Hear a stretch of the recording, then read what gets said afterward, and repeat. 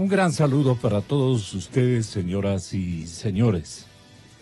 Qué pena Diana Salazar, la fiscal más elogiada por sus investigaciones. Recuerdan ustedes en los casos de FIFA, en los casos de Odebrecht, por los que incluso recibió amenazas. Ella dirige la UAFE desde el mes de febrero. Como mujer, dice en una entrevista realizada por Marieta Campaña de Expreso, como mujer, dice que es un reto al que se enfrenta, pero que con el apoyo de un equipo técnico y sólido va a salir adelante. Está muy entusiasta. Sin embargo, nos había comprometido su presencia inicialmente y luego retrocedió.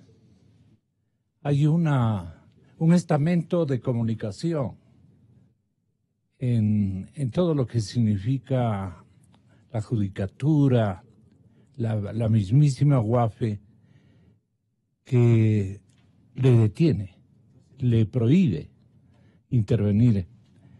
En una entrevista que la había comprometido a nuestro compañero, textualmente, ¿qué le dijo, perdone? Que aceptaba gustosa. Qué pena, Dianita, qué pena. Bueno, habíamos querido nosotros conectarnos con usted, saber lo que la UAFE estaba emprendiendo, las cosas que usted, con su entusiasmo y especialmente con su conocimiento técnico y su ningún compromiso con otro género de intereses, usted ha emprendido y está llevando a cabo con mucho éxito de lo que conocemos. Tenemos que recuperar los activos. Fue la voz que resonó y me contentó muchísimo que una paisana mía manifieste: tenemos que recuperar los activos. ¿Cuáles activos? Todos los dineros, todos los activos que se han robado a la sociedad ecuatoriana. Ella misma dice: tenemos que recuperar los activos ya que se ha perjudicado a la sociedad. De eso queríamos conversar esta mañana. ¿Y qué tiene adelantado? En fin, vamos a este instante. Ya, muchas gracias. Qué buena nota. El doctor Farid Simons está encargado de defender a todos los familiares, siendo él decano de la Facultad de Jurisprudencia de una de las mejores universidades ecuatorianas, la San Francisco. Y entonces el decano nos va a manifestar cómo están los preparativos o ya el proceso en sí. Él va a representar a todos los familiares, los que van a revisar previamente con expertos que ellos ya han localizado. Hoy viajaron muy temprano, entiendo 3 o 2 de los familiares, 5 familiares. Los 3 sí. A mí me dijeron ayer que viajaban 3 a las 5:30 de la madrugada de hoy. Deben estar este momento ya arribando a la ciudad de Bogotá. Tenga la bondad de timbrarle al teléfono porque creo que así convenimos. Bueno, los familiares de los 3, ya hágale con entusiasmo. Todo lo que se hace con entusiasmo se alcanza, ya verá usted. Los familiares de los 3 integrantes del equipo periodístico secuestrado y asesinado por el grupo disidente de las Fuerzas Armadas Revolucionarias de Colombia, las FARC, se reunieron desde más o menos las 6 de la tarde. Y cuando los noticieros de televisión ya estaban al aire, todavía no concluía esa reunión. pero ya las primeras tomas con la entrega de amplia documentación sobre lo logrado por el gobierno o las entidades gubernamentales les estaban entregando y comenzaron a transmitir los principales informativos del Ecuador. Me refiero a los audiovisuales.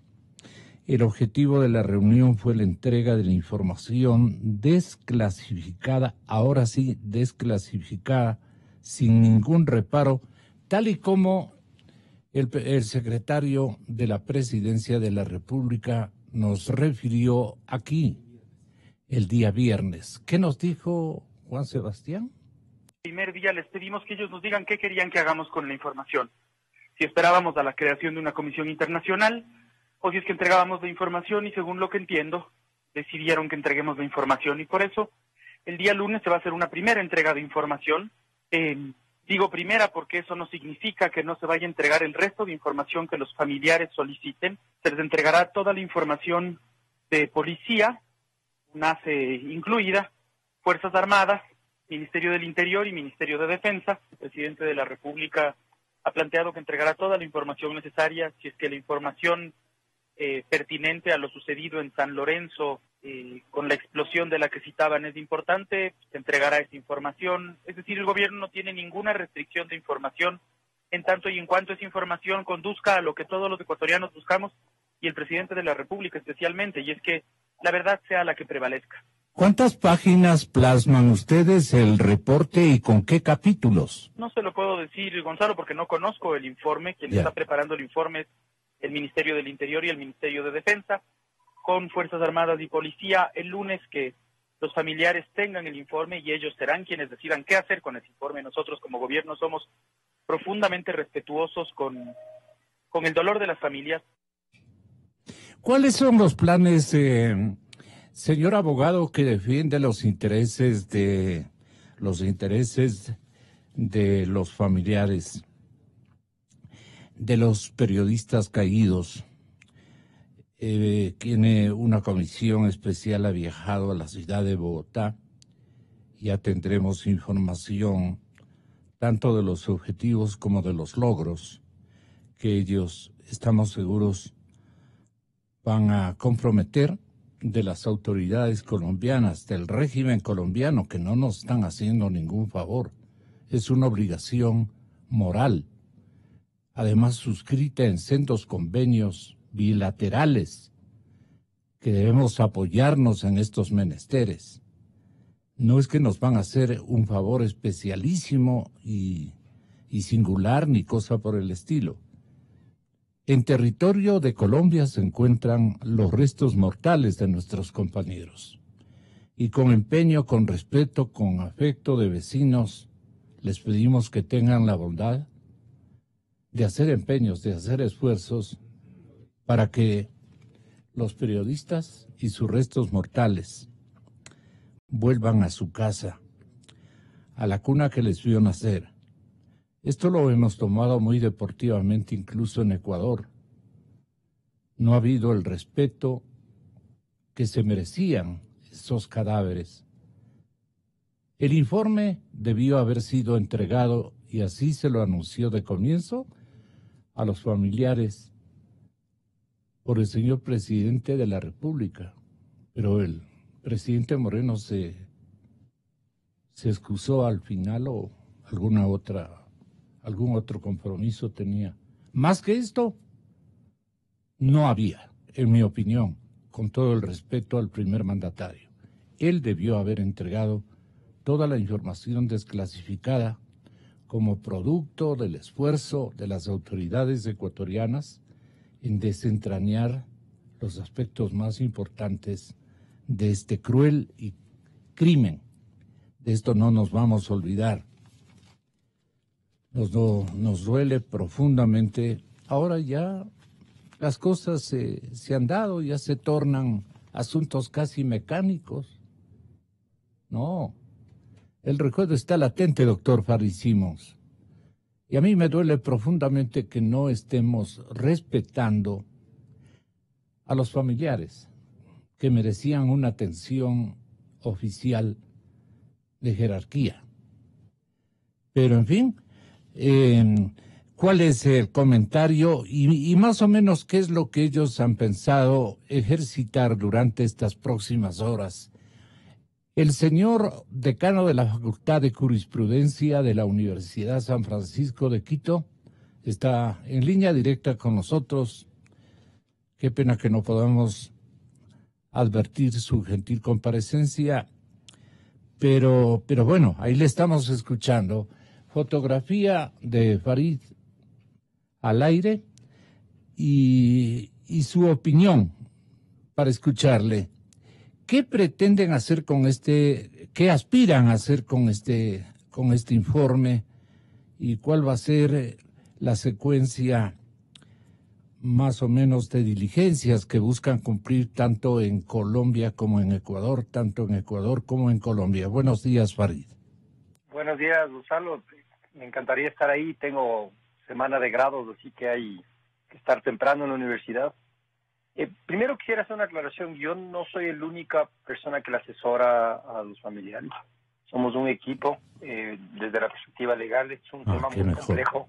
Hay muchas aristas, muchas complejidades. Básicamente somos 4 personas más, eventualmente apoyos adicionales especializados en algunos temas. Está Daniela Salazar. Daniela, como usted sabe, excelente jurista en el Sistema Interamericano de Derechos Humanos. Así Hugo es. Cagüeñas, que es un especialista en temas de derecho internacional humanitario, conflictos.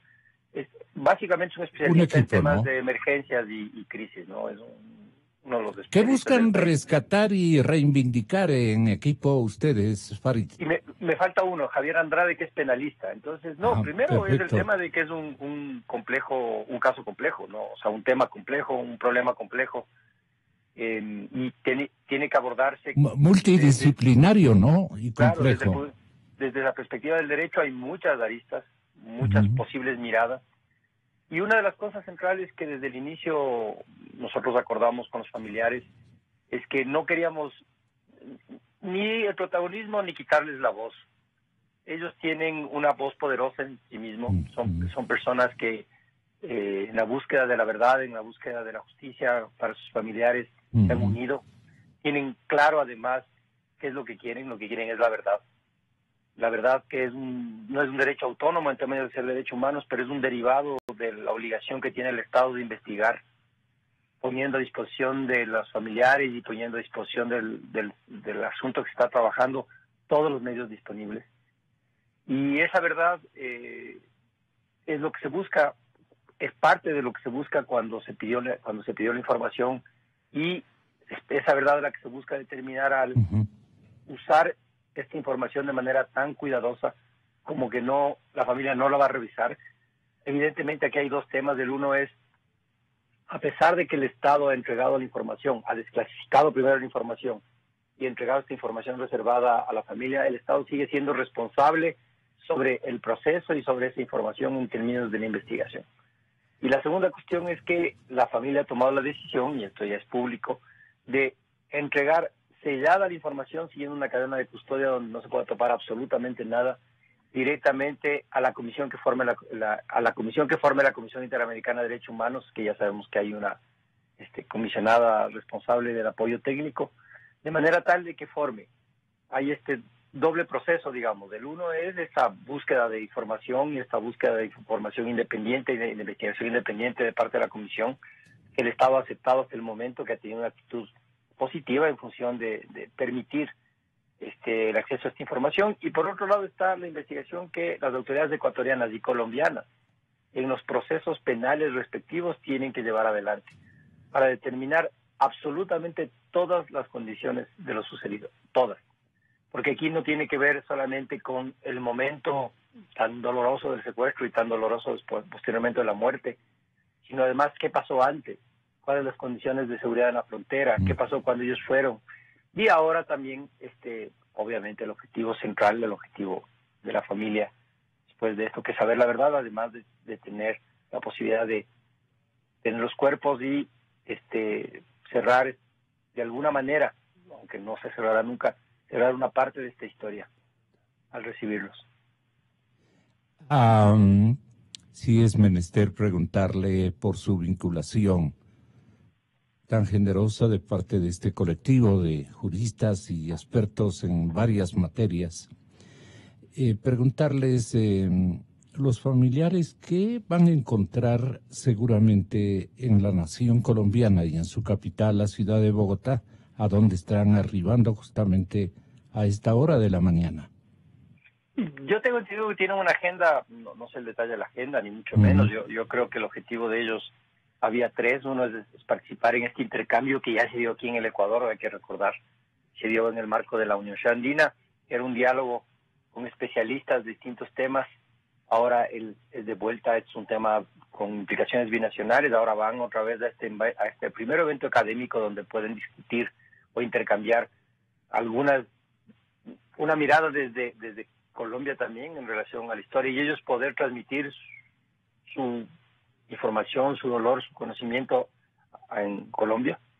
Después, tengo entendido que tienen una agenda que incluye algunas visitas oficiales y algunas visitas no oficiales a los oficiales, obviamente autoridades, para empujar el proceso penal allá. Hay que recordar que desde la perspectiva de la jurisdicción penal, el secuestro y la muerte se dio en Colombia. Y por lo tanto la responsabilidad central de la investigación penal sobre los hechos de estos concretos es en territorio colombiano y es de la Fiscalía colombiana. Entonces es importante que la familia tenga contacto con esta información, porque hay como dos investigaciones paralelas. Uno entendería, esperando lo mejor, que haya una cooperación penal internacional entre Ecuador y Colombia para poder maximizar los esfuerzos de los dos países, pero obviamente hay una acción allá. Y la FLIP está asesorando a la familia en Colombia, apoyando a la familia en Colombia. De hecho, a los pocos días de que se dio el secuestro, la familia autorizó a unos abogados colombianos, a los abogados de la FLIP colombianos, para que les apoye. Así que en este momento lo que tenemos es esta doble responsabilidad de ecuatoriano-colombiana, que esperamos que haya coordinación. Y eso básicamente, ya ellos podrían contar mejor, pero ya le digo, el objetivo central que tienen, el objetivo central que tienen los familiares, y creo que es el objetivo central que el país debería tener, es la verdad. La obligación de determinar absolutamente lo que pasó sobre el evento en particular.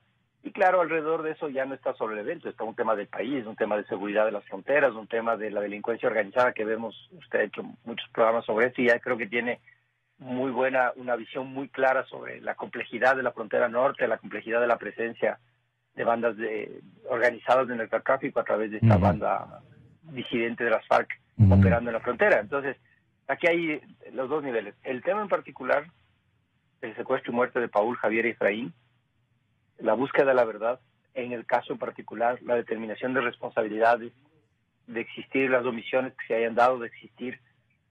Y del otro lado, lo que es del país, la necesidad del país de enfrentar esta amenaza, de manera responsable y seria. Uno nota los cambios, ¿no? O sea, lo que pasa es que ahí uno tiene que decir, hay una diferencia sustancial con la manera en que está manejándose el tema a partir del ingreso del general Jarrín al Ministerio de Defensa.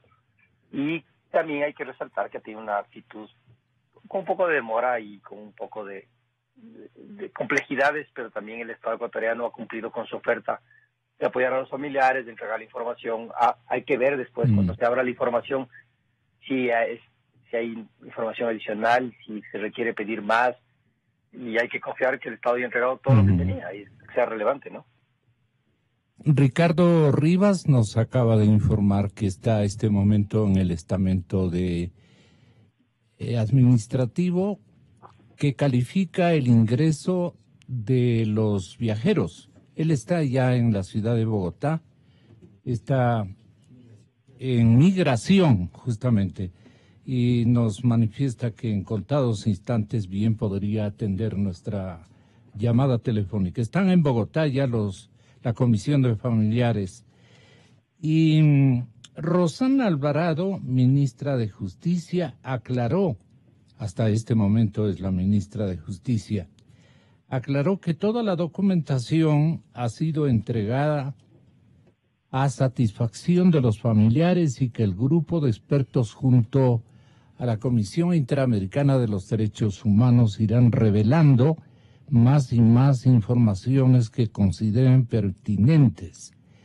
Pero el objetivo, naturalmente, de el viaje a Bogotá, seguramente con un ejemplar de lo entregado, el original me parece, servirá para que no le cachamos bien, no le comprendemos adecuadamente el ejercicio que seguramente usted conozca, el ejercicio de presentación a las autoridades colombianas del informe global, absolutamente global, en donde mucho tendrá que ver la institucionalidad de la nación vecina, y por eso hacen este viaje. Pero, ¿cómo podríamos nosotros alegar o tal vez pensar, esperanzar, si cabe el término, de que las autoridades colombianas ya saben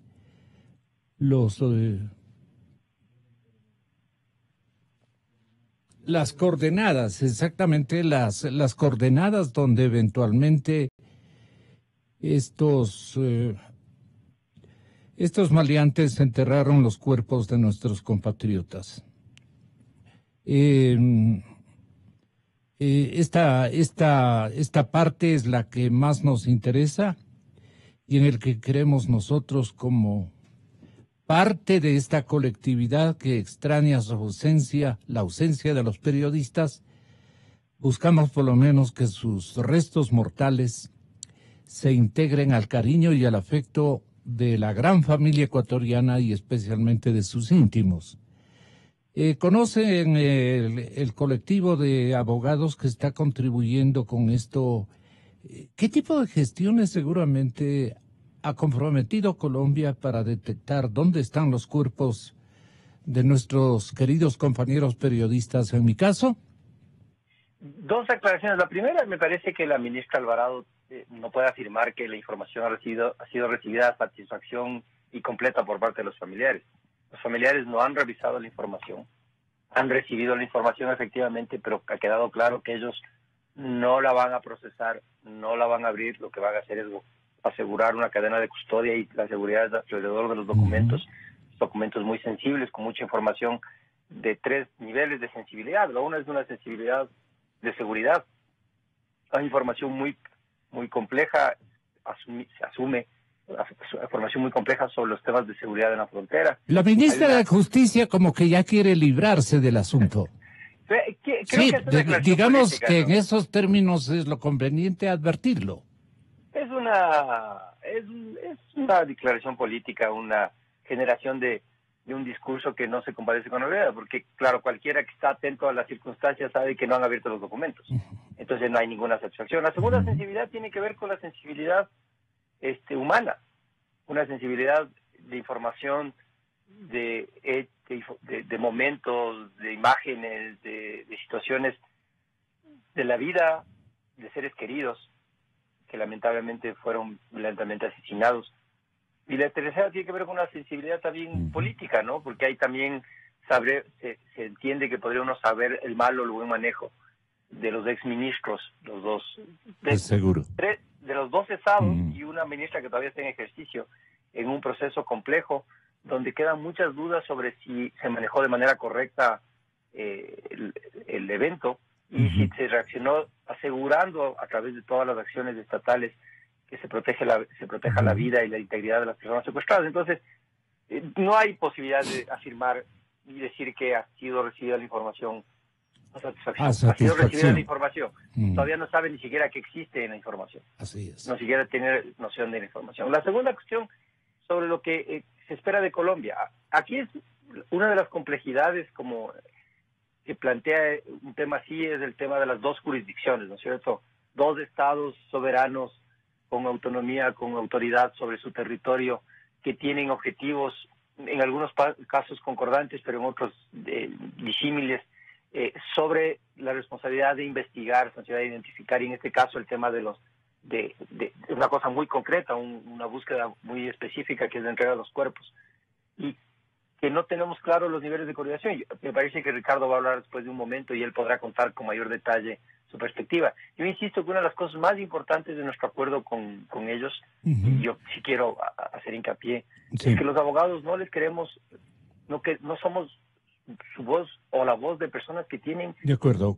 Aplaudo su delicadeza, Farid. ¿no? Claro, es como nosotros hemos puesto al servicio de ellos nuestros conocimientos, nuestras capacidades, nuestra voluntad de apoyar una cosa que creemos que es de responsabilidad del país y que queremos necesaria, humana, política y jurídicamente que tenga claridad en todos los aspectos, pero no somos quienes para quitar la voz a quienes lo han hecho también, además, porque tengo que decirle que de conocer cercanamente a todos ellos, a mí me conmueve tengo gente muy inteligente, muy sensible, me conmueve su entrega, su disposición para honrar con sus acciones posteriores la memoria de sus familiares.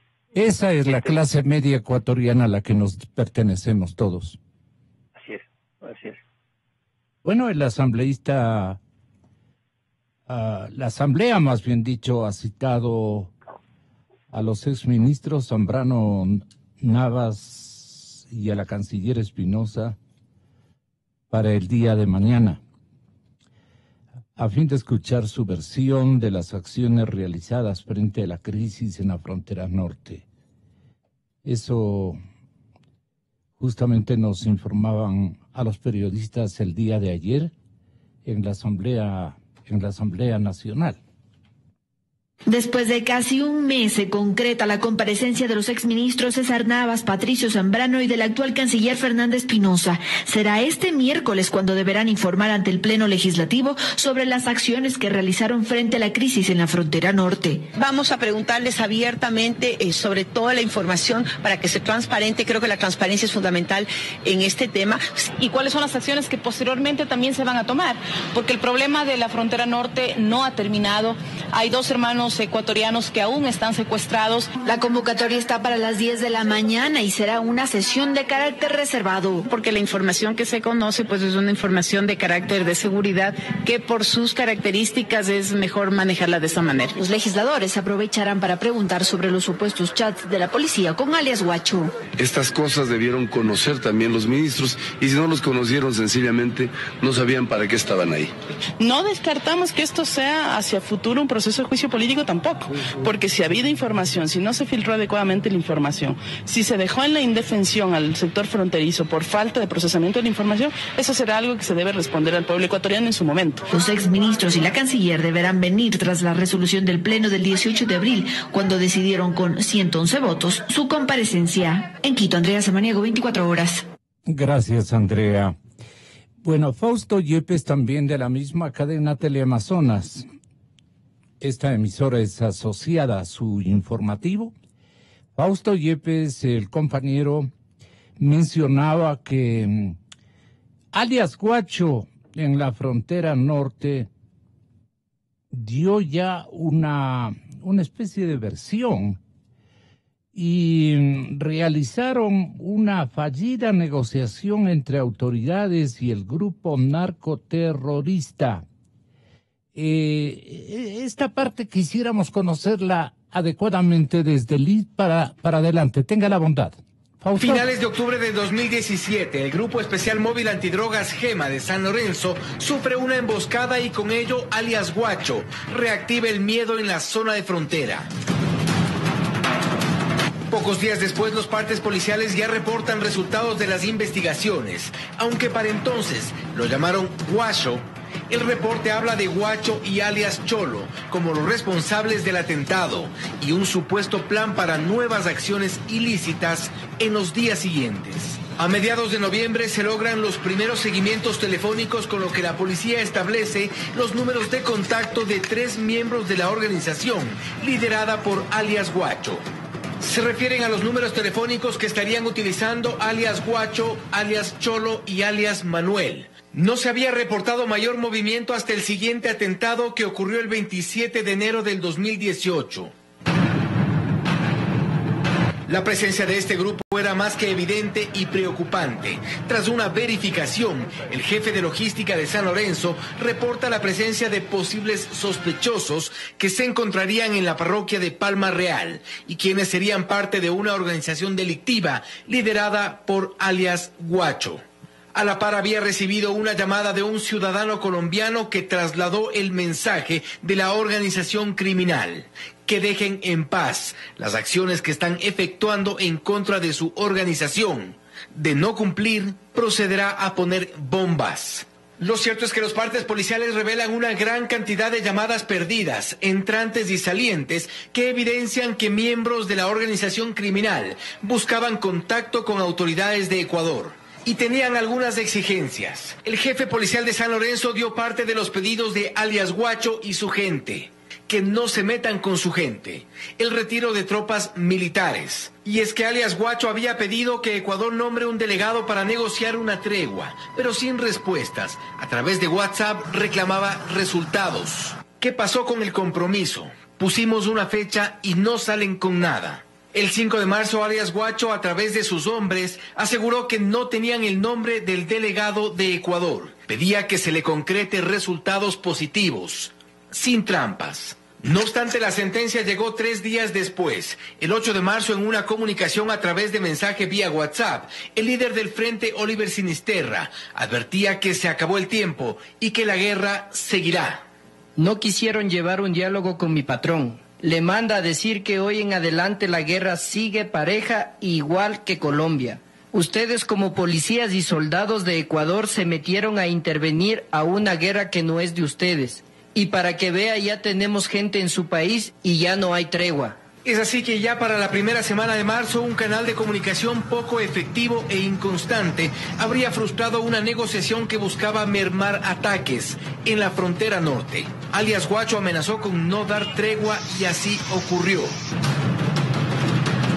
En esta guerra cayeron militares y más tarde periodistas. El miedo no se aleja de San Lorenzo. Fausto Yepes, 24 horas. Esto no tiene desenlace todavía.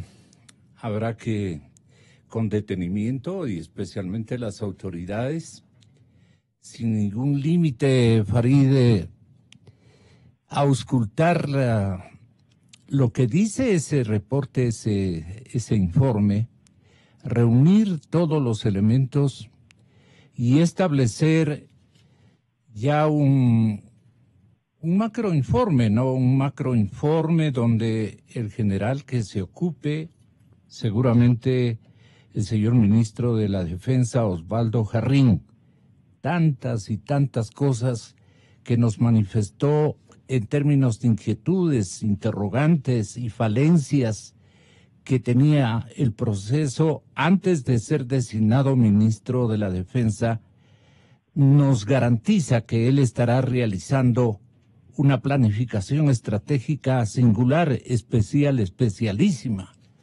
para detener estos afanes de fregarnos la pita por largo tiempo, porque nos descubrió que éramos un callejón silencioso para, con vía propia de primera calidad, trasladar los narcoproductos que finalmente eran ubicados en sumergibles y en tantos aviones que aterrizaban en las playas esmeraldeñas con algún conocimiento de ex autoridades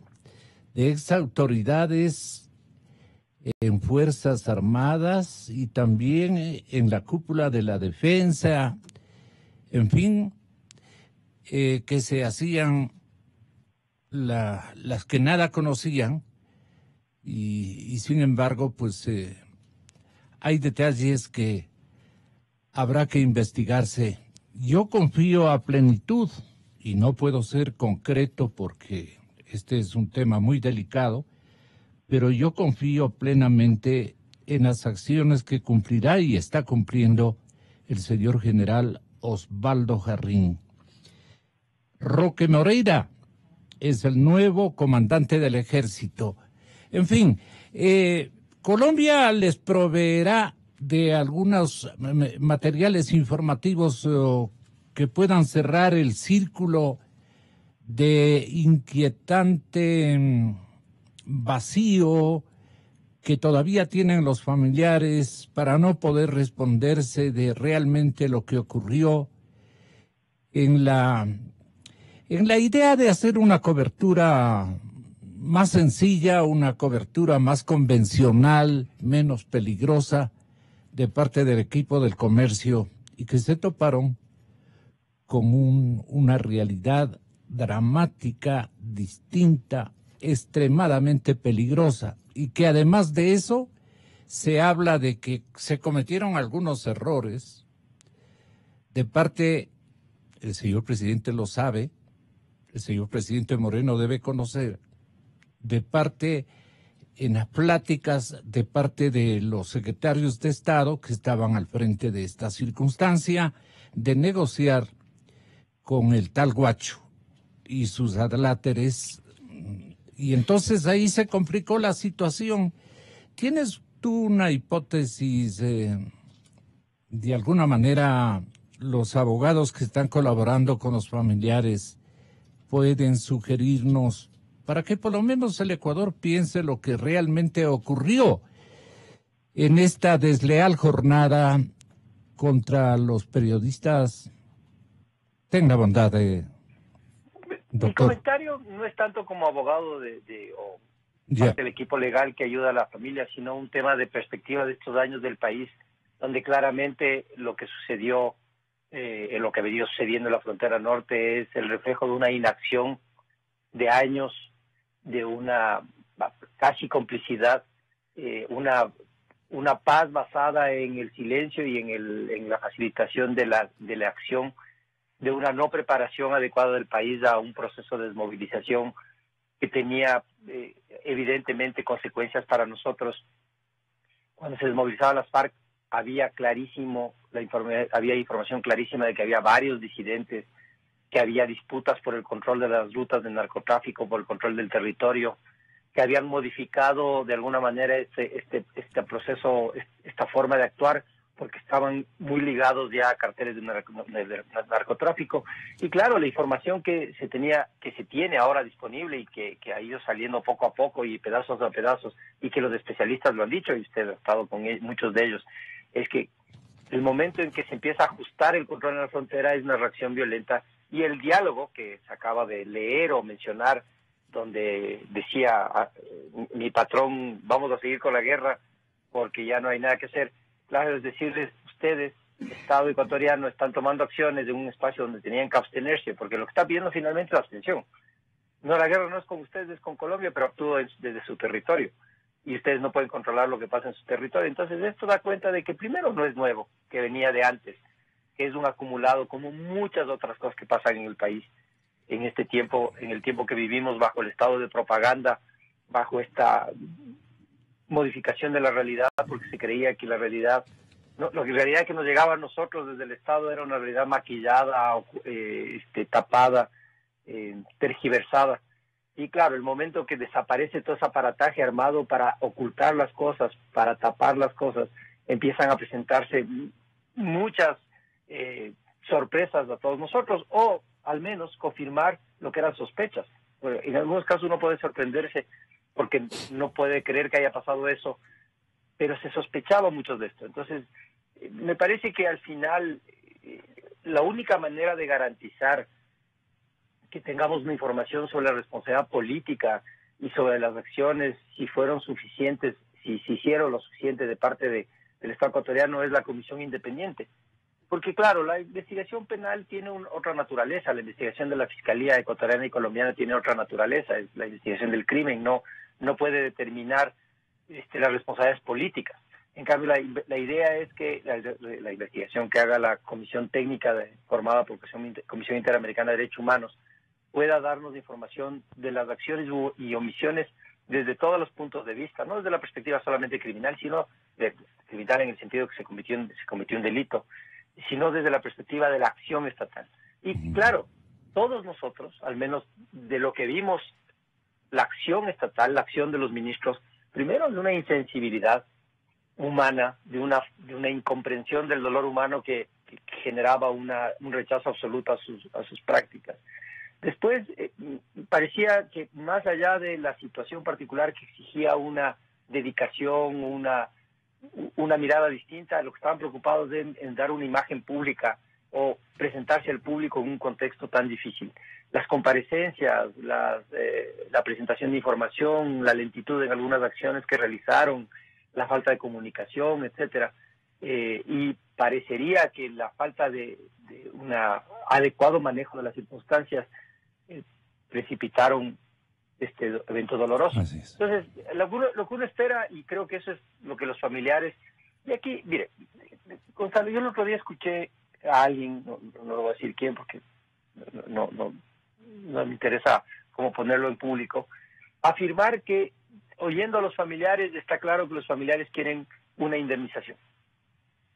Y la verdad, le tengo que decir que de mi conocimiento de los familiares y mi contacto con ellos, lo más alejado de la realidad es pensar que su acción, que su presión para obtener información, que su presión para obtener la verdad, que su presión para saber qué es lo que sucedió con sus familiares está asociado a un interés patrimonial o económico. Claro, primero hay que decir que si en hecho el Estado cometió errores y por culpa de esos errores las personas sufrieron, no hay ninguna discusión, es un derecho a las personas de la indemnización, pero no hay en ninguno de ellos el espíritu o el ánimo en ese sentido. Creo que el espíritu de todos ellos es primero saber la verdad, como le he dicho, es el derecho a saber la verdad. Por más dolorosa que ésta sea, saber absolutamente la verdad. Después identificar responsabilidades, identificar claramente responsabilidades. Que no vuelva a suceder, que nadie más esté expuesto a una situación así, que el Ecuador tome medidas para que nunca más lo suceda a periodistas lo que les sucedió a los familiares. Y también, finalmente, determinación de responsabilidades civiles y penales si existen, de personas que lo hicieron, y determinación de responsabilidades y de juzgamiento de aquellos que son culpables por lo que hicieron. Y, obviamente, lo que uno espera en estas circunstancias, guardar la memoria de ellos, guardar esta memoria de unas personas que son víctimas de algo que ellos no tienen nada que ver y que estaban haciendo simplemente su trabajo y que lo hacían con profesionalismo y calidad. Además, las historias de cada uno de ellos y de su calidad humana ha aumentado el dolor, ¿no? Porque ya el hecho de que hayan sido secuestrados y les haya pasado lo que pasó, era doloroso independientemente de lo que hiciesen en su vida, más aún cuando uno descubre que eran seres increíbles. Como usted dice, ecuatorianos que representan lo mejor y las mejores virtudes de nosotros. Entonces, eso es. Así que la primera cosa que es rechazar cualquier de estas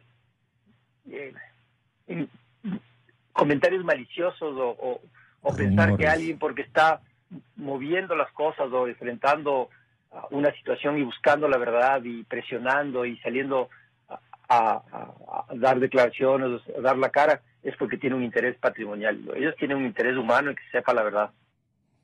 Ya que yo hay que respetar. Farid, muchas gracias. Qué buen amigo y qué buen ciudadano, qué buen académico que es usted. Gracias, Farid. Hasta una próxima oportunidad. Ahora, señoras y señores, pasemos a otro tema que nos parece harto conveniente, importantísimo, y también en la búsqueda de esclarecer uno de los episodios que ha tenido que ser asimilado en silencio por la colectividad ecuatoriana.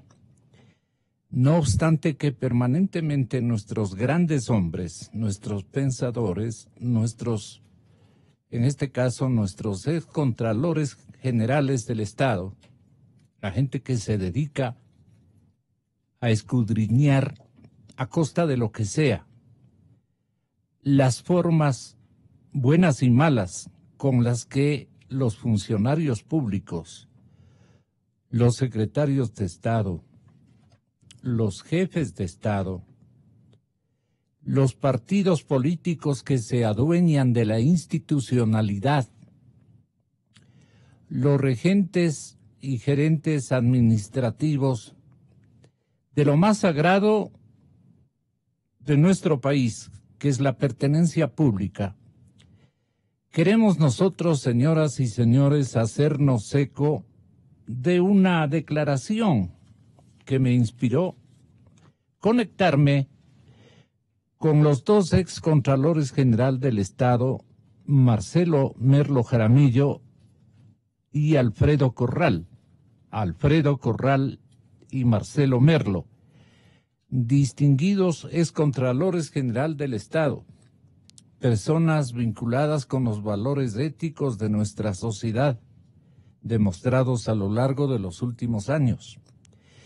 Y un hombre que nos ha elevado por su búsqueda y dimensión, que ha querido tomar el turno o tomar la posta de esta ausencia de autoridades de control a través de una iniciativa ciudadana con gran entorno de colaboración de todos los ciudadanos, de toda la sociedad, para formar una comisión y combatir la corrupción.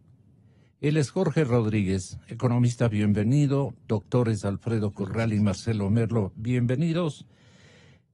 A mí, ¿qué me movió esto? Me entusiasmó, más bien dicho. Una paisana de todos los zimbabueños que nos estamos escuchando, Diana Salazar, la doctora Diana Salazar, que sufrió amenazas, que no tuvo la brillantez y el protagonismo que habría tenido en otras épocas, salió a decir que tenemos que recuperar los activos que se han perjudicado a la sociedad ecuatoriana. Diana Salazar Méndez, asimismo de origen de clase media. Yo siempre voy a relevar el rol malo y bueno, que lamentablemente el malo también ha sido acogido en la forma de convivir. Este Ecuador, despojado de valores en muchos renglones de nuestra comunidad, lamentablemente. Diana Salazar Méndez es la fiscal más elogiada por sus investigaciones, ustedes recuerdan, con los casos FIFA, Odebrecht, por los que recibió amenazas. Ella está dirigiendo ahora la unidad Guafe. Y como mujer dice que está atravesando un reto al que se enfrenta, pero que con el apoyo de un equipo técnico y sólido va a salir adelante. Cuando le formulamos la invitación, conste aquí a mi compañero, las palabras de ella fueron: a ver si conversamos en la radio, doctora, sobre todo lo que usted está haciendo y cómo piensa recaudar los dineros que le robaron al pueblo ecuatoriano. Tanto malandrín que ha cruzado por los andariveles administrativos de la cosa pública del Estado, que ha hecho contratos a nuestro nombre, que ha gestado negocios de importación de inmensas maquinarias, insumos y más, que ha justificado la talante de nuestros compañeros o el talante de nuestros compañeros periodistas, que por ejemplo en el programa 360 demostraron el otro día la cantidad de alevosos negociados,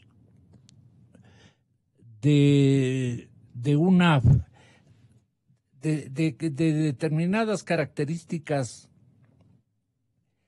que han golpeado prácticamente el erario público, el dinero sagrado de la colectividad ecuatoriana y todas las facetas industriales de donde sobrevivimos los ecuatorianos, gracias a Dios,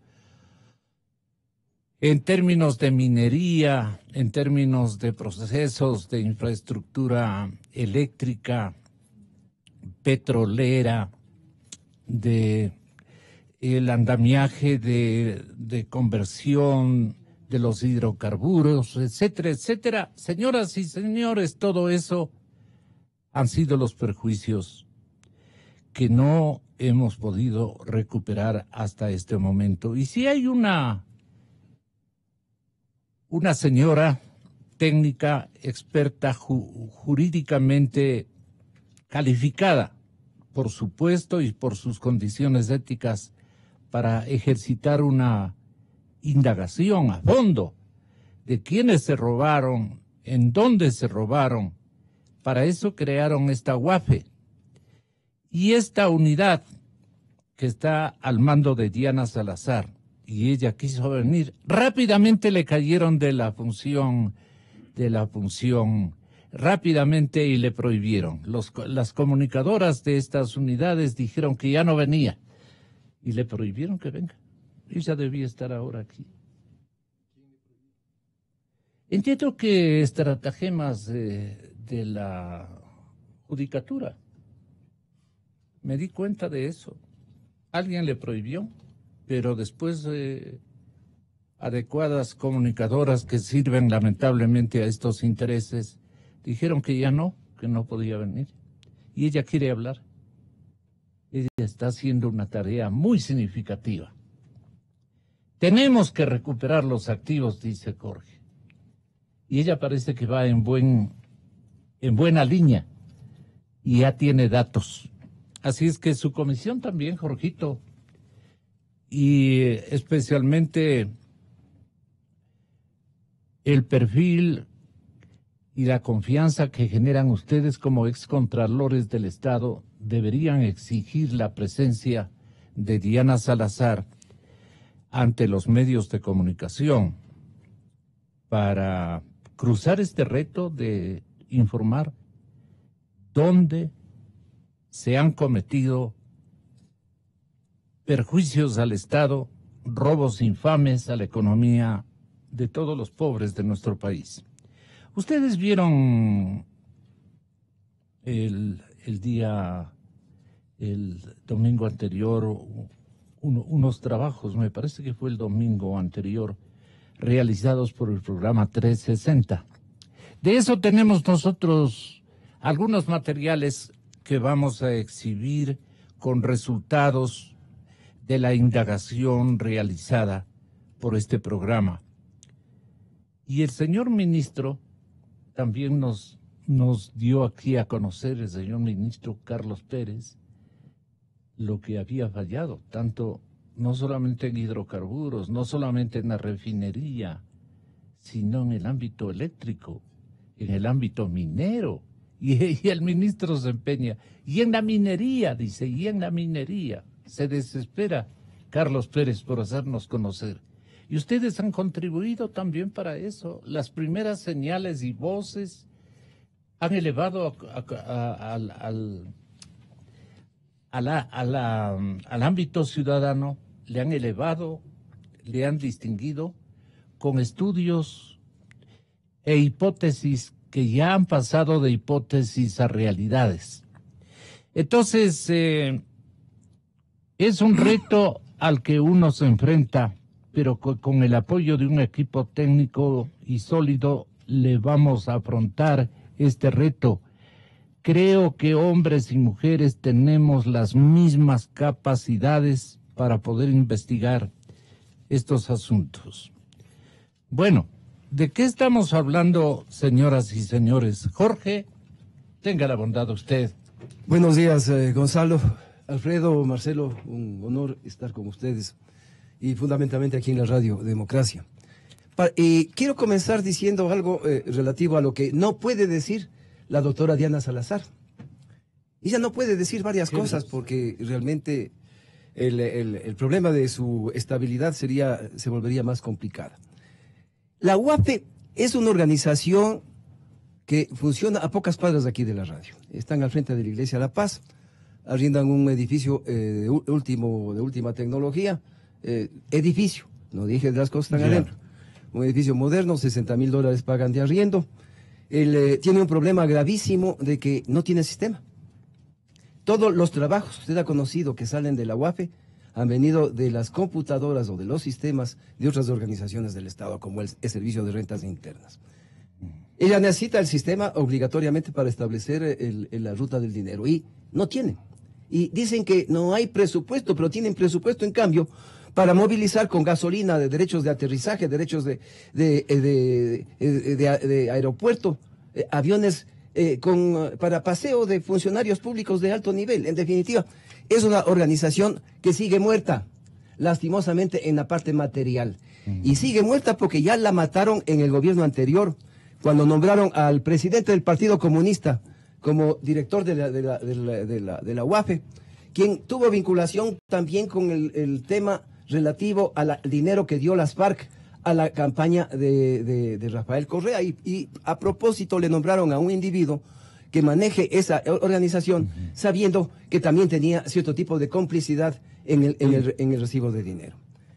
La UAFE básicamente fue destruida durante el transcurso de los 10 años y lógicamente tuvo que, como le digo yo, basarse en el apoyo tecnológico de otras organizaciones. Ella no puede decir eso, no puede decir eso, aquí en la radio ni en ningún medio de comunicación. Lo estoy diciendo yo, conozco a profundidad el tema, y el tema del seguimiento del dinero tiene varias aristas. El lavado de dinero o el blanqueo de capitales tiene dos elementos fundamentales que el gobierno ecuatoriano no lo tiene en este momento contratado. Necesita primero estudios jurídicos internacionales que en forma legal haga la recuperación de acuerdo a la legislación de cada uno de los países a donde se fue el dinero. Y adicionalmente necesita una compañía que haga las investigaciones para determinar en dónde está el dinero. ¿Por qué no la contratan? Bueno, es que cada cual cierra los ojos y dice, a lo mejor no necesitamos hacer una acción de esa naturaleza o están ocupados en otro tipo de acciones. Ese trabajo no existe. Diana Salazar, vea usted, no tiene los sistemas para efectos de iniciar internamente el control, a pesar de que a esa unidad llegan toda la documentación bancaria de los movimientos en cuentas corrientes y cuentas de ahorro y depósitos que se hacen en todo el sistema financiero ecuatoriano. El control y si está en capacidad de hablar sobre aquellas alertas rojas cuando se dan depósitos o retiros que sobrepasan determinadas cantidades. Pero eso sí, lo tiene porque eso no le interesa solo al Ecuador, le interesa a la organización internacional. Esa información la damos fundamentalmente a organismos internacionales y no lo utilizamos internamente. Porque hace aproximadamente 20 años nos regalaron 5 computadoras de ese entonces para manejar la información que le proveía el sistema financiero alrededor de las cuentas bancarias con el movimiento de dinero de cada persona. Entonces, en esta indefección que se encuentra el Estado, el hacer el seguimiento del dinero se vuelve bastante complicado. Hay también otros tipos de sistemas en donde, por ejemplo, le pregunto yo, ¿por qué la Contraloría, que tiene las declaraciones patrimoniales de todos los funcionarios públicos, comienza primero diciendo hagamos primero un cuadro completo? Digamos, Juanito Pérez, que desempeña la función de subsecretario de tal, ha presentado esta declaración. ¿Quién es su mamá? ¿Quién es su papá? ¿Quiénes son sus tíos? ¿Quiénes son sus hijos? Y se haga la investigación de todo el complejo. El árbol familiar. El árbol familiar. Porque la plata que se lavó en el país ha ido a la compra de activos en poca proporción con respecto a la cantidad de coimas que se dieron en el gobierno anterior. Pues, pero de todas maneras ya podemos hacer el primer intento para saber las cosas.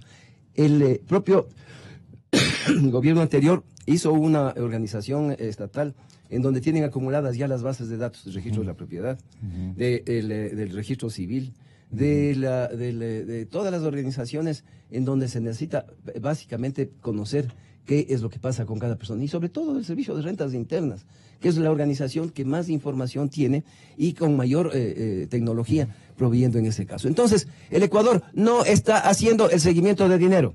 El Ecuador ha recibido varias declaraciones de varios funcionarios en que dice que es imposible, y no es imposible, señores. En esa situación hay plata botada, incluso Ecuador halla en Panamá dineros de supuesta corrupción.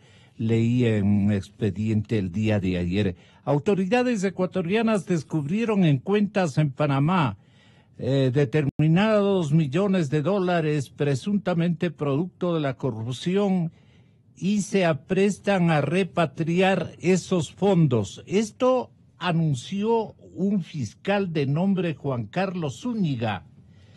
Hay un dinero que está incautado en Panamá. Se van a hacer los mecanismos correspondientes para que ese dinero sea repatriado. Aproximadamente eran 6 millones de dólares y un poco más de 2 millones en otra cuenta. Permítame una siguiente intervención pequeñita.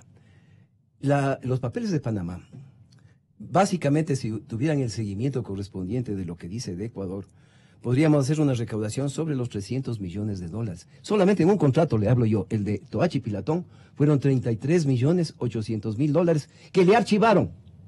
Le archivaron en el Servicio de Rentas Internas cuando la Comisión Anticorrupción presentó esa denuncia. Nos archivaron esa denuncia.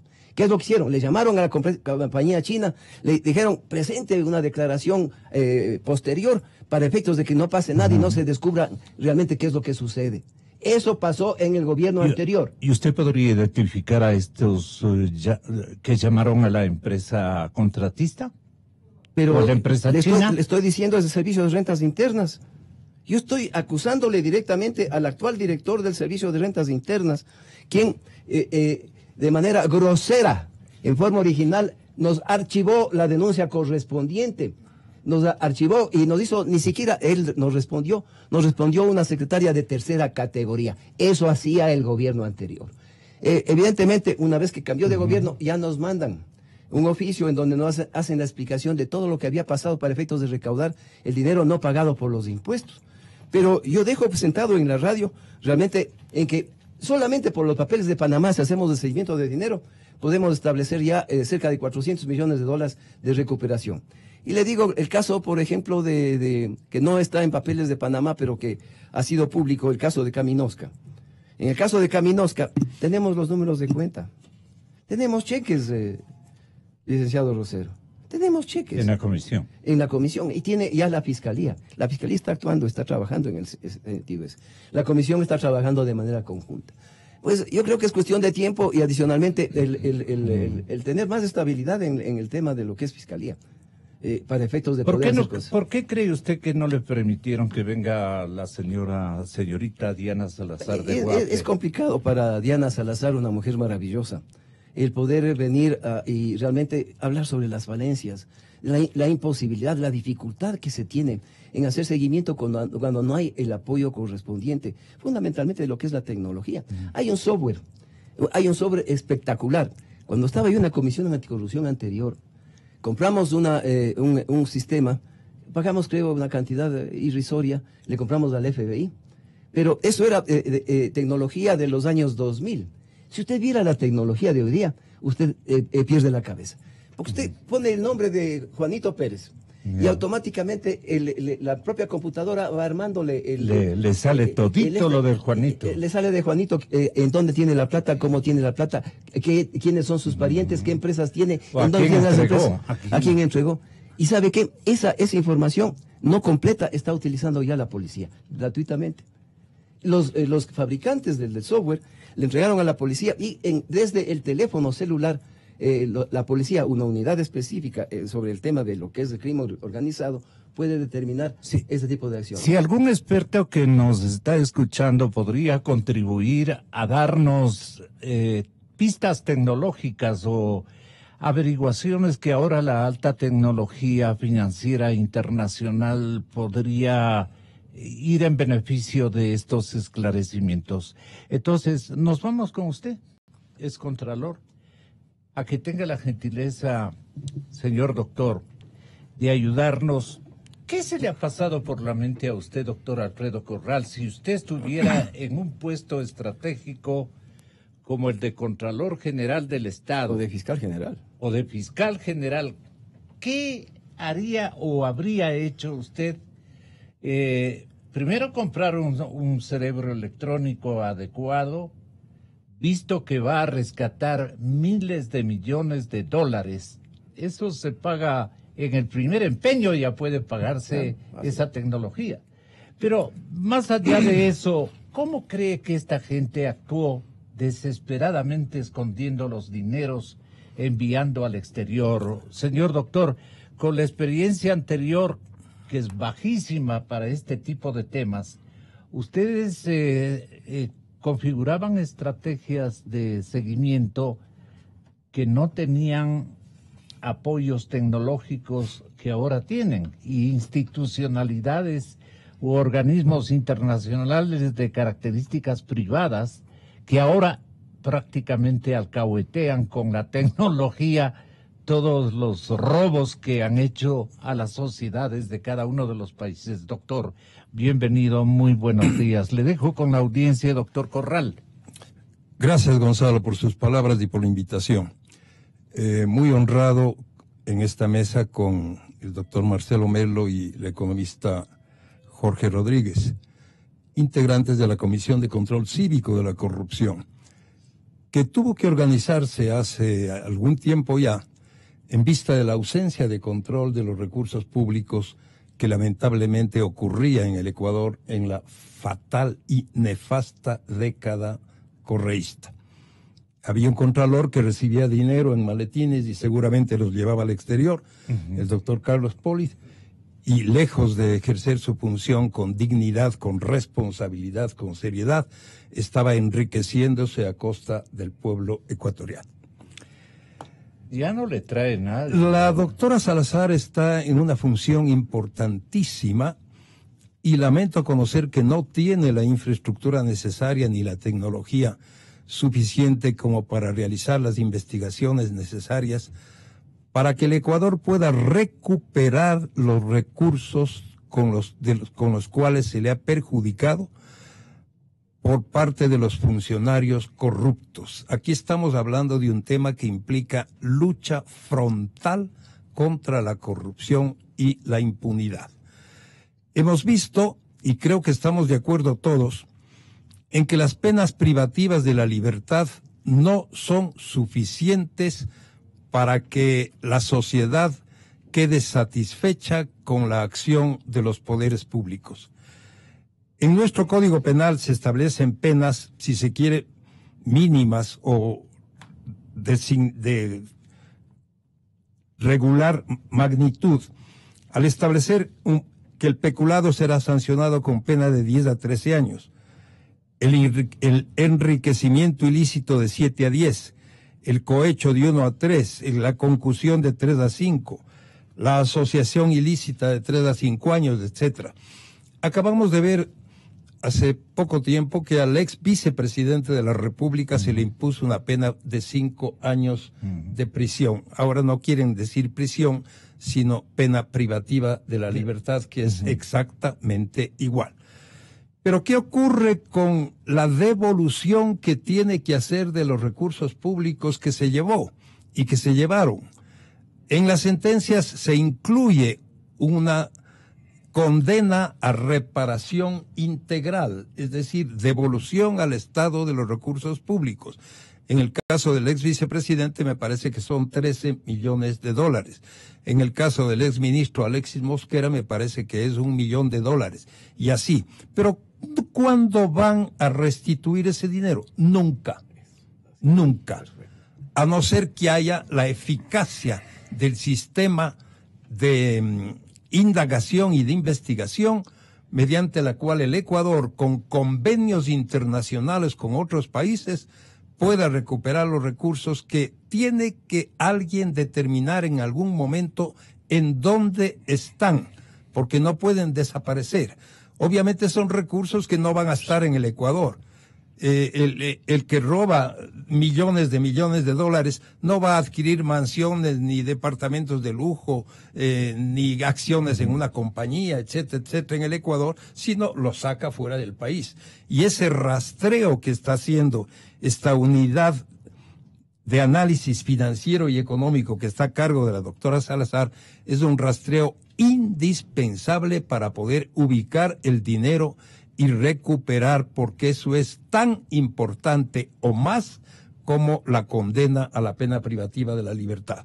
Por eso es que yo he sugerido en varias oportunidades, y hoy lo repito, que debe implementarse una reforma al Código Penal en el sentido de que la pena privativa de la libertad no se extinga mientras no haya la restitución al Estado de los recursos que se robaron o del doble de los recursos que se robaron. El ladrón debe seguir en la cárcel. Y que esa sanción, esa reforma, tenga efecto retroactivo para que las condenas que ya existen y las que están en proceso incluyan esta condena de que si no restituyen los recursos públicos que se llevaron, no se extinga la pena privativa de la libertad. Yo creo que solo de esa manera se podrá combatir radicalmente la corrupción, porque 5 años o 7 años pasan muy rápidamente. Con las rebajas que existen, además, pasa muy rápido el tiempo y dejan de estar en la cárcel, pero con todos los bolsillos llenos con el dinero que se robaron. De tal manera que vuelvo a sugerir esa reforma legal con efecto retroactivo. Que el que ha sido condenado a pena privativa de la libertad permanezca, aunque sea de por vida, preso mientras no restituya al Estado los recursos que de él se llevó. Edwin Pérez Reina es el nuevo fiscal general. Miren ustedes lo que me contestó. ¿Y qué piensa hacer usted, señor fiscal? Porque no tiene que parecerse a sus antecesores, algo por el estilo. De frente le dije, porque le veo un buen perfil, un hombre condescendiente con los anhelos nacionales, un hombre honorable. Créanme que no me voy a equivocar esta vez. Me he equivocado con muchísimos, pero esta ocasión no me voy a equivocar. No le he conocido nunca, es mi paisano. Pero, sí, y entonces, doctor Merlo, él me dijo lo siguiente: ¿qué piensa usted hacer, señor fiscal? Uno de los temas que yo voy a presentar de forma inmediata y me voy a sentar a trabajar con todo el equipo de los fiscales de carrera es presentar un proyecto de reforma de ley orgánica contra el crimen organizado. ¿Y qué va a contener esta ley? A ver. Esta ley va a contener 3 ejes fundamentales. El primero necesitamos hacer una reforma al Código Orgánico Integral Penal en función de la competencia territorial de los jueces. ¿Para qué? Para que exista una competencia nacional. En segundo lugar, lo que vamos a proponer también es la reforma de ciertos tipos penales. Por ejemplo, el lavado de activos. Eso es algo importante. La extinción de dominio también. Exactamente, y a eso iba. Y uno de los terceros temas que debe contener esta ley contra el crimen organizado precisamente es la ley de extinción de dominio que ya fue presentada ante la Asamblea. Yo considero, don Gonzalo, y creo que todos los compañeros fiscales de carrera comparten mi criterio, que estas reformas son urgentes a ser presentadas en la Asamblea, ante la Asamblea. Pero también le quiero comentar, don Gonzalo, que este no va a ser un trabajo solo de la Fiscalía. Este va a ser un trabajo que lo vamos a coordinar con diferentes instituciones del Estado, como por ejemplo la UAFE, como por ejemplo la Policía Nacional, como por ejemplo el mismo Consejo de la Judicatura. Es decir, tenemos que sentarnos en la mesa, terminar cualquier tipo de inconsistencias o de cualquier tipo de malentendido que haya existido y tenemos que llegar a acuerdos, porque eso es lo que necesita el país en este momento. Señor doctor Marcelo Merlo Jaramillo, también imbabureño, vean las cosas, es Contralor General del Estado.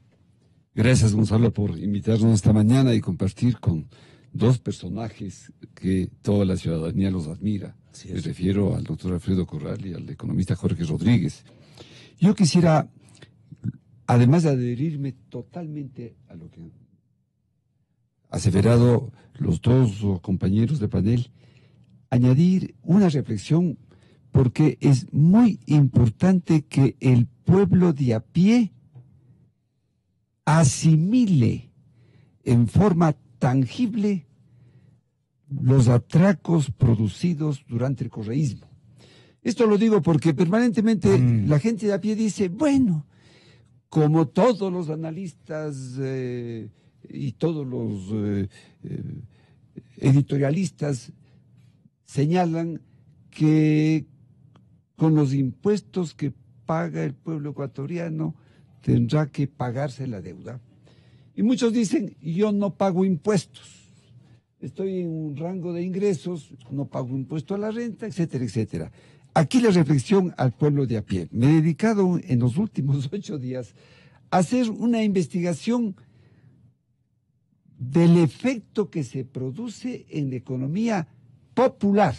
Me refiero al 80% de ecuatorianos, porque los sujetos activos del SRI para efectos del impuesto a la renta somos pocos. Los demás no pagan impuestos. Y dicen, como no pagamos impuestos, a nosotros no nos afecta, porque serán los otros los que tendrán que financiar con sus impuestos el pago de la deuda del correo. Ya. El ejercicio es así de sencillo. Y me dirijo al pueblo de a pie. Ustedes, señores, que nos están escuchando, padres de familia, sí pagan impuestos. No pagan impuestos a la renta, pero pagan impuestos, y voy a señalar casos muy concretos porque he investigado. Pagan el 12% en la lavada de su ropa. Pagan el 12% en las tarifas de los teléfonos celulares. Pagan el 12% en la gasolina que consumen sus autos populares. Pagan el IVA y el ICE en una serie de artículos que consumen permanentemente cuando se distraen, etcétera. Y he calculado que una familia popular, la más pobre, por decir algo, no deja de pagar en estos impuestos alrededor de $60 mensuales. Usted, ecuatoriano, está pagando de su bolsillo, en forma indirecta y directa, cada familia, $60 mensuales. Es decir, $720 anuales. Usando la cifra más conservadora, la deuda heredada del correísmo, según los estudios que hemos hecho en la Contraloría, a través de los veedores, aquí está Alfredo Corral, que es uno de los veedores también, y los estudios que ha hecho Jorge Rodríguez en forma independiente. ¿Cuánto se ha robado? Siendo conservadores, no, hablamos de la deuda. Ya. La deuda que tenemos que pagar, siendo conservadores, si fuese de 68,000 millones, cuando el propio presidente Moreno dice que es más. Pero, ¿por qué esta cifra? Porque 68,000 millones dividido para 17 millones de ecuatorianos, tenemos una deuda per cápita de $4,000. La familia popular tiene 5 miembros, que son, si per cápita es 4,000 por 5, la deuda familiar ecuatorianos, que de cada uno de su familia es $20,000. Y usted está pagando de impuestos cada año $720. Necesitamos 30 años de lo que usted está pagando cada año, cada día, cada semana de impuestos para cubrir la herencia del señor Correa. Así es que no es cuestión de decir, a nosotros no nos importa porque no vamos a pagar. Sí va a tener que pagar. Primera reflexión. La segunda, yo me adhiero a alguna información que dio el economista Jorge Rodríguez, porque me di el trabajo de bajar del sistema la famosa ley orgánica que rige pues el sistema de Ley Orgánica de Prevención, Detección y Erradicación del Delito de Lavado de Activos y de Financiamiento de Delitos. En esta ley se contempla la creación de la unidad que dirige Dianita Salazar. Hay 2 artículos, y no es que yo quiera justificarla, no soy amigo, lo que sí, como paisano, pues estoy un poco obligado a salir por los fueros de por qué es nuestra paisana, sí. No pudo venir. Y no es que es un desaire a nuestra emisora. No. Hay un artículo, Gonzalo. Ella quiso venir. Que lo quiero leer porque posiblemente fuese el motivo por el cual ella, que es abogada, y los asesores dijeron, cuidado, no puede ir. Reserva. Sí, hay 2 artículos. Dice, bueno, tiene que crear, mantener y actualizar con carácter reservado una base de datos con toda la información obtenida en el ejercicio de sus competencias. Pero hay un artículo 15 que es un poquito duro. Las funcionarias o funcionarios de la Unidad de Análisis Financiero y Económico, UAFE, están obligados a guardar secreto de las informaciones recibidas en razón de su cargo, al igual que de las tareas de análisis financiero desarrolladas aún después de 10 años de haber cesado en sus funciones. Un artículo.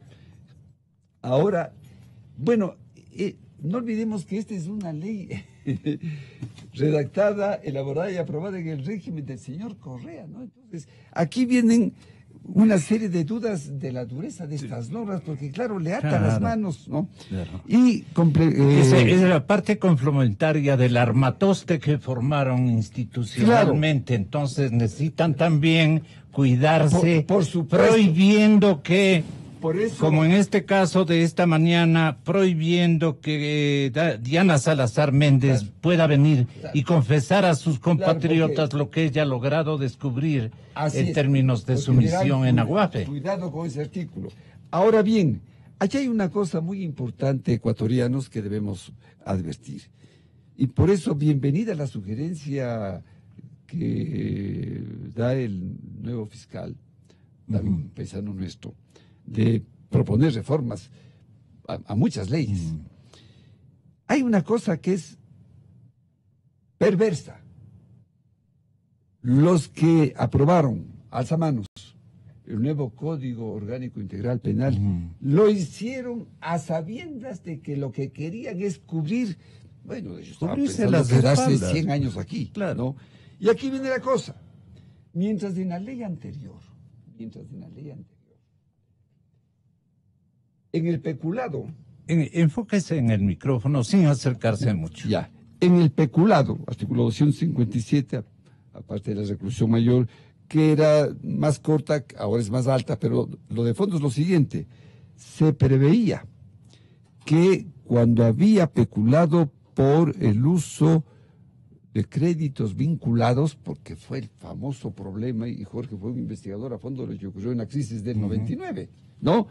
Allí había una pena del comiso de los bienes incautados. Ojo, esto en el actual código desaparece. Claro. En la concusión, prisión y devolución del cuádruple, 4 veces más de lo que había recibido. Por favor, esto en el actual código desaparece. Por favor, señores. En el cohecho, prisión de 6 meses a 3 años cuando es leve, pero en todo caso el duplo de lo que recibió. Yeah. Y si el cohecho es agravado, se devuelve el triple. Todo eso desaparece de este código. Y en el enriquecimiento ilícito... Le salía muy caro a los correístas. Se restituye el doble. De tal manera que, claro, este código estuvo hecho para precisamente proteger la impunidad. Por eso, bienvenido, señor fiscal, doctor Pérez Reina, porque usted va a proponer reformas trascendentales y la sugerencia del doctor Alfredo Corral no puede ser mejor, el de que mientras no se restituye. Pero aquí viene mi reflexión final. Sí. ¿De qué nos sirve inclusive la propuesta de Alfredo es brillante? Yo creo que en la Asamblea deberían aceptar aquello. Pero aquí viene un problema, que es el más grave. Porque claro, le condenan a alguien y dice, usted ha robado en la condena a Capaya 13 millones. Dividido inclusive porque dicen... En la investigación hemos advertido que ha recibido 13 millones, del otro la condenan a 1 millón y esperemos que se pague. Pero el problema es que al Ecuador le vendieron por un plato de lentejas, pues. Es decir, le dieron 7 millones, pero hay un sobreprecio en la refinería de Esmeraldas, por favor, no de los... Bueno, ya, nos devuelven los 7 millones. Traemos del depósito que tenga en Panamá, en donde sea. Pagó y ya. Se extinguió la pena porque ya cumplió su... Y el daño del sobreprecio, entonces, ¿quién le restituye eso al país? Porque el sobreprecio en la refinería de Esmeraldas, hay un informe de ayer que dice que hay alrededor de 3.000 contratos, subcontratos, es decir, esa plata se diseminó por todo lado. Y el sobreprecio, siendo lo más generosos, digamos, que lo que se ha gastado ahí es 1.200 millones con unas obras que inclusive están mal hechas. 2.200. Pero lo que se podría aceptar, se dice. Pero se ha gastado 2.200. O sea, hay un sobreprecio solo ahí de 1.200 millones, más lo que se necesita para reparar completamente. En el poliducto Pascuales Cuenca, la reflexión hemos hecho ya varias veces. Correa inaugura y dice, estamos ahorrándole al país 40 millones anuales, que era el costo que cobraban los transportistas de diésel, gas y gasolinas para distribuir estos combustibles desde Pascuales hasta las provincias que cubre el poliducto. Pero no quiero ser grosero, pero ¿qué clase de economista es este que pensará que los ecuatorianos somos torpes? Cuando ese poliducto cuesta 670 millones, hay que repararlo, además hay el gasto de operación del poliducto, de tal manera que si un empresario gasta 700 y pico millones para ahorrarse 40, bueno, es un torpe, pues, porque hace un préstamo de 700 millones, el interés al 10% son 70 millones anuales, solo en intereses, no paga ni los intereses y deja de pagar 40 con lo cual hubiera cubierto todo. Es un proyecto descabellado. Y al final Correa reconoció y dijo, si me hubieran informado no hubiéramos hecho esto, por favor. Entonces, aquí viene lo de fondo.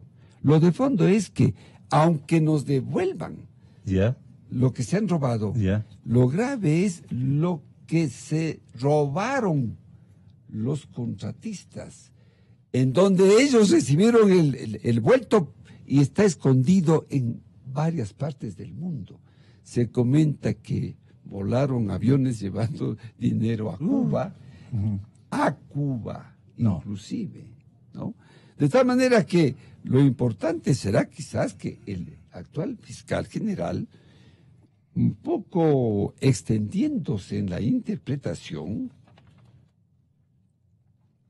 aplique el artículo 69 del Código Orgánico Integral Penal. ¿Qué dice? Es un artículo que por aquí desfilan muchos penalistas. Yo no soy penalista, pero nunca he escuchado que mencionan. ¿Pero qué dice? Dice penas restrictivas de los derechos de propiedad. Son penas restrictivas de los derechos de propiedad, multa, etcétera, etcétera. Pago, condonación de una parte del servicio comunitario. 2, comiso penal. Comiso penal. Procede en todos los casos de delitos dolosos, todos estos delitos cometidos por terrorismo son dolosos, y recae sobre los bienes cuando estos son instrumento, productos o réditos en la comisión del delito, ¿no? Son bienes activos, instrumentos, fondos activos, bienes o fondos, etcétera. El producto del delito que se mezcle con bienes adquiridos de fuentes lícitas puede ser objeto de comiso hasta el valor estimado del producto entremezclado, etcétera. De tal manera que por allí deberían asumir quizás con este tipo de comisos hasta que por lo menos se logre la reforma.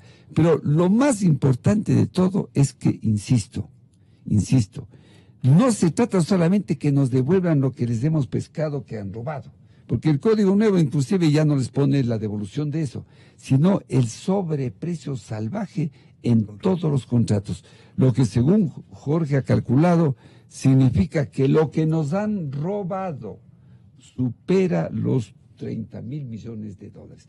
¿Cómo recuperar todo eso?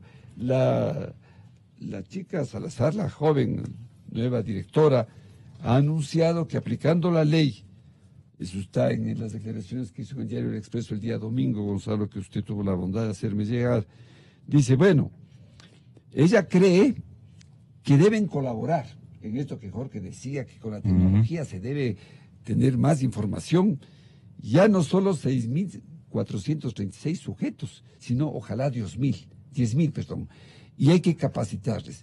Los sujetos obligados a informar a la UAFE mensualmente de todas las operaciones que se realizan allí son correos, cooperativas, inmobiliarias, notarías, casas de valores, entidades financieras, concesionarios automotrices.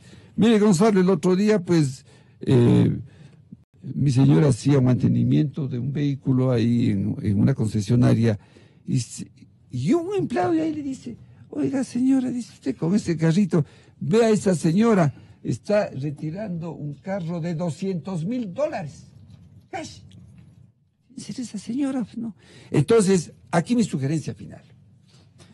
Puede que sea audaz la sugerencia. ¿Que la otra señora era correísta? Es lo que quiere. No se sabe, pues, de dónde sacan tanta plata. Entonces, por eso es que la chica Salazar ahora dice, bueno, voy a pedir que todos me colaboren. Claro. Esa empresa automotriz está obligada, un poco, Exacto. así no, hay un protocolo que ella está modernizando. Control. Tiene que decir, en forma reservada, bueno, muy bien, usted va a pagar de contado. ¿Y cómo así se le ocurre este rato por comprar un carro tan fino y de $200,000? Un Audi C8. Sí. Bueno, en todo caso, a mí se me ocurre lo siguiente con relación a lo que comentó el fiscal encargado, el nuevo fiscal. ¿Qué pasaría si es que este rato se le pide al servicio de rentas que la declaración juramentada anual patrimonial, que este momento se hace en sociedad conyugal a partir de los $430,000 y personalmente a partir de 220, se la baja a 100,000. Todos los ecuatorianos, juramentadamente, bajo pena de perjurio y que se vaya a la cárcel, tiene que declarar anualmente todo lo que tenga de más de $100,000. Ahí vamos a pescar a todos estos testaferros. Porque claro, lo que han hecho, como es obvio, es poner en nombre del vecino. No importa, testaferro puede ser pariente hasta cualquier grado de consanguinidad o de afinidad, pero lo ponen a nombre del empleado, lo que sea. Porque hacen después unos convenios de retroventa, qué sé yo. Ahí cada ecuatoriano que tiene más de 100, en lo que sea, porque en la declaración patrimonial uno suma todo, bienes, inmuebles, vehículos, claro, resta las deudas, sí. Objetos de arte. Hay pintores en el Ecuador, mi querido Gonzalo, que le dicen a mí en efectivo. Sí. ¿Verdad? Entonces, ¿qué pasaría? Los testaferros aparecerían de la noche a la mañana. Muchas gracias. Hacemos una pausa. ¿Qué les parece? Rápidamente vamos a este momento a cronometrarnos un poquito, de lo contrario vamos a salir muy tarde del programa. Tenga la bondad. Gonzalo Rosero. Credibilidad incuestionable. Inicio de espacio promocional y publicitario.